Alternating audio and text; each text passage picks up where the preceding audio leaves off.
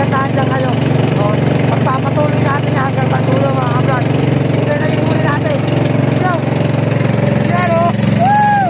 Ganda mga kabrad. Napakaganda mga kabrader. Gandang blessing mga kabrad, oh. Sabi nga mga kabrader, maraming tao yung kumikita ng malaking halaga pero hindi sila ganun kasaya. Eh tayong mahirap, umangat lang sa halagang ginagastos natin o sa kapwa natin mangingisda, eh napaka-blessing at napakasaya na natin mga kabrader. So ngayon masayang-masaya mga kabrader. Dami natin muna mga kabrader, no? Sobra-sobra sa iniling mga kabrader.